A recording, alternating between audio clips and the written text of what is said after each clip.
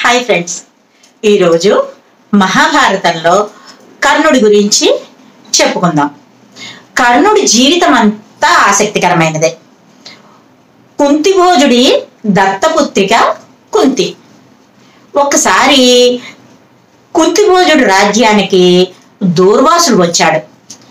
అతనికి 1 సంవత్సర కాలం కుంతి పరిచర్యలు చేసింది, సేవలు చేసింది. ఆ సేవలకి మెచ్చి దూర్వాసుడు కుంతీదేవికి ఒక వరం ఇచ్చాడు, ఒక మంత్రం ఉపదేశించాడు. అంటే ఒక విద్య, మంత్ర విద్య ఉపదేశించాడు. ఆ మంత్రం పఠించి ఏ దేవతను కోరుకుంటే ఆ దేవత అంశతో పిల్లలు పుడతారని వరం ఇచ్చాడు.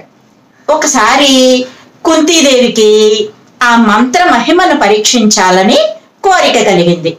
ఉదయాన్నే సూర్యుని చూసి అతని అందానికి ముచ్చటపడి మంత్రాన్ని పఠించింది. వెంటనే సూర్యుడు ప్రత్యక్షమయ్యాడు. కుంతీదేవి భయపడింది. మంత్రం వృధా కాకూడదని సూర్యుడు చెప్పాడు.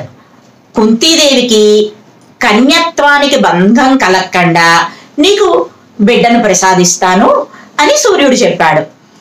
కుంతి యొక్క సహస్ర నాడి నుండి సూర్యుడు తన బీజాన్ని ప్రవేశపెట్టాడు.